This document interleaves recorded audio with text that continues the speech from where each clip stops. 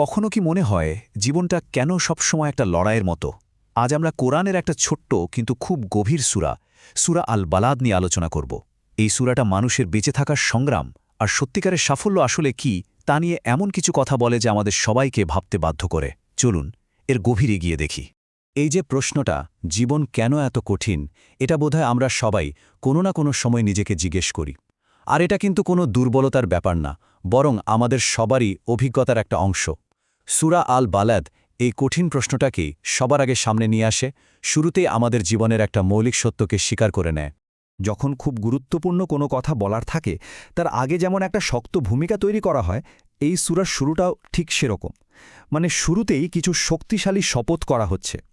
এই শপথগুলো আসলে একটা ইঙ্গিত দেয় যে এরপর যা বলা হবে তা খুবই গুরুত্বপূর্ণ। এখানে দেখুন, শপথ করা হচ্ছে পবিত্র নগরীর, সেখানে যারা বাস করেন তাদের, আর বাবা মা এবং তাদের সন্তানদের। সোজা কথায় পুরো জীবনচক্রের শপথ। একটা পবিত্র জায়গা আর মানুষের জীবনের এই যে ধারাবাহিকতা, এই দুটো মিলিয়ে শুরুতেই একটা গভীর আবহ তৈরি করা হয়েছে, যা আমাদের নিজেদের জীবনের দিকে তাকাতে বলে। আর ঠিক এরপরেই সূরাটা তার মূল কথাটা বলে দেয়। মানুষকে সৃষ্টি করা হয়েছে কষ্ট আর সংগ্রামের মধ্যে দিয়ে। এক মুহূর্ত ভাবলেই বোঝা যায় এর মানে হলো জীবনের যে বাধা বিপত্তিগুলো, সেগুলো আসলে বিচ্ছিন্ন কোনো ঘটনা নয়, বরং এটাই আমাদের অস্তিত্বের মূল কাঠামো, যার উপর ভিত্তি করে আমাদের গড়া হয়েছে। কিন্তু জীবনের এই কঠিন বাস্তবতাকে সবাই তো আর মেনে নিতে চায় না। কেউ কেউ, বিশেষ করে যাদের হাতে ক্ষমতা বা অনেক সম্পদ থাকে, তারা একটা অন্যরকম ভাবনার জগতে চলে যায়। তারা ভাবতে শুরু করে যে তাদের কোনো জবাবদিহি করতে হবে না। এই অহংকারী লোকটার মনোভাবটা তার কথাতেই স্পষ্ট। সে তার বেহিসেবি খরচকে ক্ষমতার একটা চিহ্ন হিসেবে দেখে, অপচয় হিসেবে নয়। সে খুব গর্ব করে বলে যে সে প্রচুর টাকা পয়সা উড়িয়ে দিয়েছে, যেন এটাই তার বড় হওয়ার সবচেয়ে বড় প্রমাণ।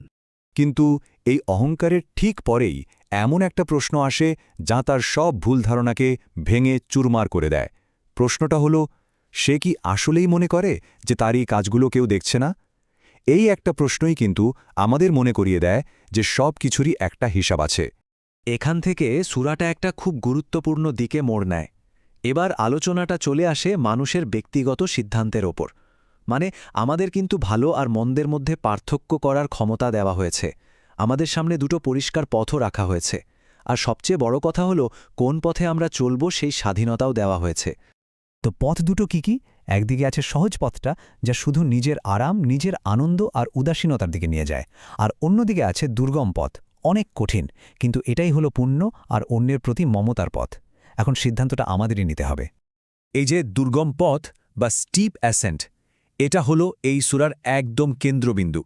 আর সবচেয়ে মজার ব্যাপার হলো, এই পথটা কি তা বোঝানোর জন্য কোনো কঠিন দর্শন বা বিশ্বাসের কথা বলা হয়নি, বরং কিছু খুব স্পেসিফিক বাস্তব কাজের কথা বলা হয়েছে।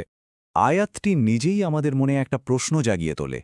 কি সেই দুর্গম পথ যা পার হওয়ার জন্য আমাদের বলা হচ্ছে? এর উত্তরটাই কিন্তু এই সূরার আসল বার্তা।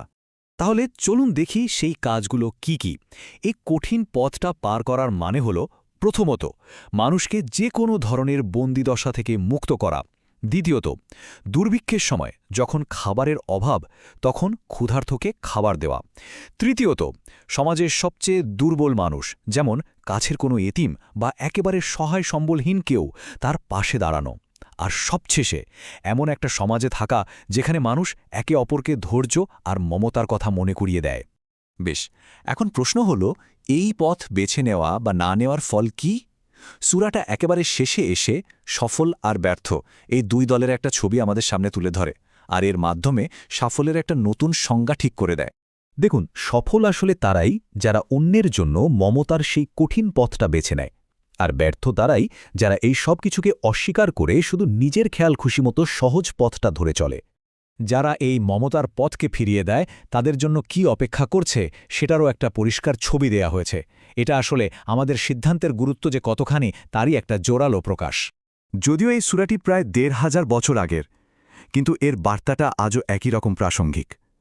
তাই এই আলোচনা শেষ করার আগে একটা প্রশ্ন রেখে যেতে চাই।